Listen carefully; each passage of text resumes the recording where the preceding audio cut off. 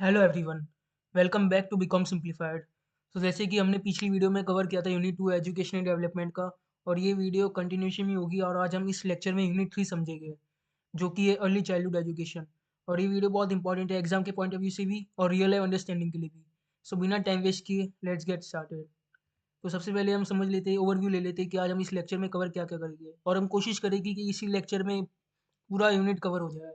तो सबसे पहले मीनिंग एंड इम्पोर्टेंस, सेकेंड है when earning becomes so dependent on education, third है education and earning regression estimates, fourth है do regression estimates over estimate the impact of education and earning, and the last है the case of ability बायस।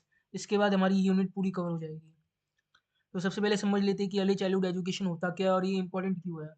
तो early childhood education का मतलब होता है कि birth से लेकर लगभग 6 साल तक के बच्चों को मिलने वाली एजुकेशन, जो उनको एजुकेशन मिलती है, उनकी केयर जो फॉर्मल स्कूलिंग से पहले होती है। और ये स्टेज सबसे ज़्यादा क्रिटिकल होती है क्योंकि इसी स्टेज पर चाइल्ड का ओवरऑल डेवलपमेंट होता है। वो अपने सराउंडिंग से लेके अपना माइंड डेवलप करता है और वो मतलब पता चल जाता है कि उसके फ्यूचर की स्टडीज़ कैसे होने वाली है। सो इसके इंपॉर्टेंस देख लेते हैं हम एक बार। तो इसका सबसे पहला पॉइंट है फाउंडेशन ऑफ कॉग्निटिव डेवलपमेंट। तो अर्ली ईयर्स में ब्रेन सबसे ज़्यादा ब्रेन डेवलपमेंट सबसे ज़्यादा फास्ट होता है। इसी स्टेज पर स्किल जैसे लैंग्वेज, मेमोरी, प्रॉब्लम सॉल्विंग बहुत रैपिडली डेवलप होता है। अगर बच्चे को इस स्टेज पर क्वालिटी एजुकेशन मिल जाती है तो उसकी लर्निंग एबिलिटी फ्यूचर में काफ़ी स्ट्रांग हो जाती है। वो फ्यूचर में काफ़ी अच्छे से लर्न कर सकता है। So early years are critical for brain development. Skills like language, memory, and problem solving develop rapidly during this stage. Quality yearly education improves learning ability in later years. वो later years में आपकी education काफ़ी strong बना देता है। Second है social and emotional development. Early education से बच्चे सीखते हैं कोऑपरेशन, डिसिप्लिन और इमोशनल कंट्रोल। इससे फ्यूचर में बिहेवियरल प्रॉब्लम्स कम हो जाते हैं। उन्हें पता चल जाता है कि हमें स्ट्रेंजर से कैसे बिहेव करना है, गेस्ट को कैसे ट्रीट करना है, और बच्चा सोसाइटी में बेटर एडजस्ट कर पाता है। थर्ड है reduction in equality. Disadvantage background के बच्चों के लिए है ना, मतलब अर्ली चाइल्डहुड एजुकेशन एक गेम चेंजर होता है। उनके पास होम रिसोर्सेज थोड़े कम होते हैं, तो अर्ली एजुकेशन उनके लिए गैप ब्रिज करता है। वो मतलब एक दूसरे को इक्वल बनाता है between rich and poor children, क्योंकि उनके पास एजुकेशन थोड़ी सेम है। तो children from disadvantage backgrounds benefit the most. इसी helps bridge the gap caused by poverty and lack of home resources. Fourth है हमारा long term economic benefits. So early childhood education का इम्पैक्ट है ना, सिर्फ स्कूल तक लिमिटेड नहीं होता है। स्टडीज बताती है कि स्कूल कंप्लीशन रेट ज़्यादा होता है, बेटर जॉब्स मिलती है आपको फ्यूचर में क्योंकि आप थोड़े एजुकेट होते हो। आपको अर्ली चाइल्डहुड एजुकेशन है, मतलब जो आपको अर्ली एज में एजुकेट मिला है, वो एजुकेशन मिली है, वो थोड़ा आपको थोड़ा मतलब बेटर बनाती है। और अर्निंग्स भी आपकी ज़्यादा होती है क्योंकि आप अच्छे से लर्न करते हो। और साथ ही क्राइम रेट कम होते हैं क्योंकि आपको पता है कि ये चीज़ गलत है, और वेलफेयर पे भी डिपेंडेंसी थोड़ी रिड्यूस होती है। सो ये सब इसके इंपॉर्टेंस थे। फिर देखते हैं कि when did earning become so dependent on education. So earlier time में है ना, अर्निंग्स मेनली डिपेंड करती थी फिजिकल लेबर पर और अप्रेंटिसशिप से सीखी हुई स्किल्स पर। फॉर्मल एजुकेशन का रोल है ना काफ़ी लिमिटेड था। सो हिस्टोरिकल पर्सपेक्टिव से समझ रहे हैं हम कि formal education had limited importance. Earnings were based mainly on physical labour and skills learn through apprenticeships. Formal education has limited role, पहले बहुत लिमिटेड रोल था फॉर्मल एजुकेशन का। फिर आया हमारा इंडस्ट्रियल रिवॉल्यूशन। इसके बाद लिटरेसी और न्यूमेरेसी की इंपॉर्टेंस होने लगी, और फैक्ट्रीज और मशीन्स के लिए ना थोड़े एजुकेटेड वर्कर्स की डिमांड बढ़ने लगी। इसके बाद थोड़े ना मतलब वो चाहते थे कि हमारे पास एजुकेटेड वर्कर्स ही रहे ताकि हमारा प्रोडक्शन थोड़ा अच्छे से हो। फिर आया post world war two period. इसमें है ना फॉर्मल एजुकेशन सिस्टम एक्सपांड हुआ, वाइट कॉलर और टेक्निकल जॉब्स इंक्रीज हुई। एजुकेशन का इंपॉर्टेंस और ज़्यादा हो गया क्योंकि इधर टेक्निकल जॉब्स की डिमांड और ज़्यादा बढ़ गई। फोर्थ आया modern knowledge economy. Late 20th century onwards, मतलब 20th सेंचुरी के बाद का रैपिड टेक्नोलॉजिकल एडवांसमेंट हुआ। आपको भी पता है कि टेक्नोलॉजी में कितना एडवांस हुआ है, मतलब कितना ज़्यादा डेवलपमेंट हुई टेक्नोलॉजी के सेक्टर में। फिर demand for highly skilled and educated workers increase sharply. अगर किसी के पास थोड़ी भी मतलब थोड़ी भी अगर स्किल है, थोड़ा भी मतलब वो कुछ भी जानता है किसी पर्टिकुलर फील्ड के बारे में, तो वो उस फील्ड में बहुत ज़्यादा मास्टर हो सकता है और बहुत ज़्यादा अच्छे से अर्न कर सकता है। So demand for highly skilled भी बढ़ गया and educated workers increase sharply. फिर इसके हम रीज़न देख लेते हैं, रीज़न फॉर इंक्रीज डिपेंडेंस। तो सबसे पहले है technological change and automation. Second है ग्लोबलाइजेशन की, मतलब थोड़ा इंपोर्ट एक्सपोर्ट थोड़ा इजी हो गया, तो कंपटीशन भी बढ़ गया डोमेस्टिक मार्केट के लिए, तो इसके लिए भी ये बढ़ गया एजुकेशन का। Shift from manufacturing to service and knowledge based sectors. पहले हम मैन्युफैक्चरिंग पे डिपेंडेंट थे और आज इंडिया आईटी हब है, मतलब हम पूरी दुनिया में हमारा आईटी सर्विस बहुत ज़्यादा पहचान जाता है। फोर्थ है हमारा स्किल बेस्ड टेक्नोलॉजिकल चेंज। पहले जो मतलब खाली आपके पास डिग्री होती थी तो आपको जॉब मिल जाती थी, और पर आप जानते हो कि आज की तारीख में हर एक बंदे के पास डिग्री है, तो मतलब आज की टाइम पे स्किल को बहुत ज़्यादा सॉरी बहुत ज़्यादा इंपॉर्टेंस दी जाती है। सो ये भी वन ऑफ द रीज़न है to for increase dependence on education. फिर आ जाता है education and earning regression estimates. Meaning of regression estimates. So economics use करते हैं और इकोनॉमिक्स का मतलब यहाँ से होता है कि हर एक्स्ट्रा ईयर ऑफ एजुकेशन से इनकम कितनी इंक्रीज़ होती है, कि मतलब आपको अगर एक एक्स्ट्रा ईयर मतलब आप एजुकेशन हो गए, मतलब आप अपना ज्ञान लोगे कि आपको मतलब इस चीज़ का और ज्ञान मिलेगा, तो उससे आपकी अर्निंग कितनी इंक्रीज़ होती है। इसको हम ह्यूमन कैपिटल इन्वेस्टमेंट भी माना जाता है। So economist use regression analysis to estimate the impact of education on earnings.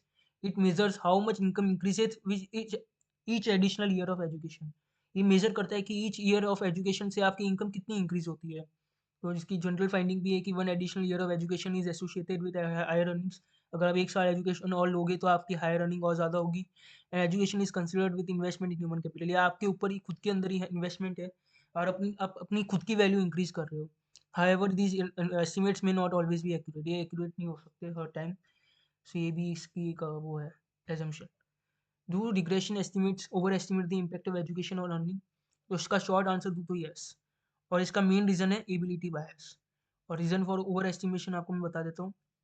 Omitted variable bias, intelligence, motivation, family background जैसे फैक्टर्स फुली इंक्लूड नहीं होते हैं इसमें। Factors like intelligence, motivation, family background are not fully measured. अगर आपके family background थोड़ा वैसा आता है तो मतलब आप कितनी एजुकेशन ले लो, लेकिन आपकी एजुकेशन में मतलब आपकी खुद की अर्निंग इतनी नहीं बढ़ सकती। Second is self selection. More capable individuals choose to pursue higher education. ज़्यादा केपेबल लोग ही हायर एजुकेशन चूज़ करते हैं। अगर किसी को पता चलता है कि मेरे में इतना दिमाग नहीं है और मैं अगर एजुकेशन ले लूँगा तो मैं अपने पैसे ही वेस्ट कर रहा हूँ उस चीज़ पे, तो वो मतलब परस्यू नहीं करेगा और ज़्यादा। थर्ड है measurement errors. Quality of education differs but years of schooling are treated equally. हर जगह एजुकेशन की क्वालिटी सेम नहीं होती, लेकिन ईयर्स ऑफ एजुकेशन को मतलब जो आप स्कूल में मतलब आप एजुकेशन ले रहे हो वो ट्रीटेड इक्वली होता है। अगर आप जो स्कूलिंग के बाद जो एक्स्ट्रा एजुकेशन करते हो ना वो क्वालिटी में डिफर करता है, बाकी जो स्कूलिंग का एजुकेशन है ना आपकी वो सेम रहती है। द केस ऑफ एबिलिटी बायस, हमारा आज का लास्ट टॉपिक है इस यूनिट का। इसका मीनिंग समझ लेते हैं पहले कि सबसे पहले होता क्या है। जो लोग नेचुरली ज़्यादा इंटेलिजेंट और मोटिवेट होते हैं वो ज़्यादा एजुकेशन भी लेते हैं और ज़्यादा अर्न भी करते हैं, क्योंकि उनकी हायर अर्निंग पूरी तरह एजुकेशन की वजह से नहीं होती है। एग्जाम्पल समझते हैं हम। पर्सन ए हाईली इंटेलिजेंट है, मोटिवेटेड है, हायर एजुकेशन कंप्लीट करता है। पर्सन बी है लोअर एबिलिटी, कम एजुकेशन। रिलेशन कहता है कि पर्सन ए ज़्यादा अर्न करता है, लेकिन एक्चुअली उसमें एबिलिटी का भी रोल आता है, सिर्फ एजुकेशन का नहीं। सो एक बार हम उसका मीनिंग समझ लेते हैं कि ability bias occurs when individuals with higher ability earn more regardless education, but are also more likely to attain higher education. As a result, higher earnings are wrongly attributed entirely to education. Two-person. Person A highly intelligent and motivated completes higher education. Person B lower ability, less education. Regression shows higher earning for person A, but part of this difference is due to ability, not education alone. इसमें ability का भी role आता है, खाली education का नहीं। इसके impact समझ लेते हैं कि इम्पैक्ट होता क्या एबिलिटी बायस का। सो एजुकेशन का रिटर्न के रिटर्न को ओवरस्टेट करता है और पॉलिसी मेकर्स को गलत सिग्नल देता है। पॉलिसी मेकर को भी गलत सिग्नल देता है थोड़े बहुत। Overstate see to return to education, मतलब आप क्या उसको मतलब एजुकेशन को क्या रिटर्न मिल रहा है, एजुकेट होने से क्या आपको रिटर्न मिल रहा है, वो भी थोड़ा ओवरस्टेट कर देता है, वो भी थोड़ा बढ़ा देता है। और पॉलिसी मेकर को भी मिसलीड कर देता है, मतलब एजुकेशन में कितना इन्वेस्टमेंट करना है उसके लिए। और इसको हम रिड्यूस कैसे करते हैं? इसको रिड्यूस करते हैं हम using natural experiments, twin studies, instrumental variable techniques. ये सब इसकी टेक्निक से आप मतलब ऐसे आप पॉइंटर्स याद कर सकते हैं। तो एक बार मैं इसका मतलब समझ देता हूँ फिर मैं बताता हूँ आपको। Early childhood education plays a crucial role in shaping future educational and economic outcomes. Over time earnings have become increasingly dependent on education due to technological and structural change. While regression studies shows a strong link between education and earnings, these estimates may be inflated due to ability bias. ये ability bias की वजह से थोड़े ज़्यादा inflated हो जाते हैं, थोड़े ज़्यादा बढ़ा चढ़ा के दिखा देते हैं आपको। Understanding this bias is essential for accurate policy formulation and effective investment in education. अगर इस बायस को आपको अच्छे से समझ लिया, अगर आपने इसको मतलब ये बायस समझना बहुत ज़्यादा ज़रूरी है फॉर पॉलिसी फॉर्मुलेशन को एंड इफेक्टिव इन्वेस्टमेंट, आपको कितना इन्वेस्ट करना है एजुकेशन पर।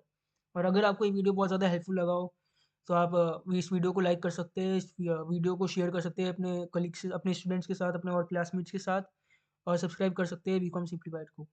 सो मिलते हैं नेक्स्ट वीडियो में यूनिट 4 के साथ, and thanks for watching BCom simplified.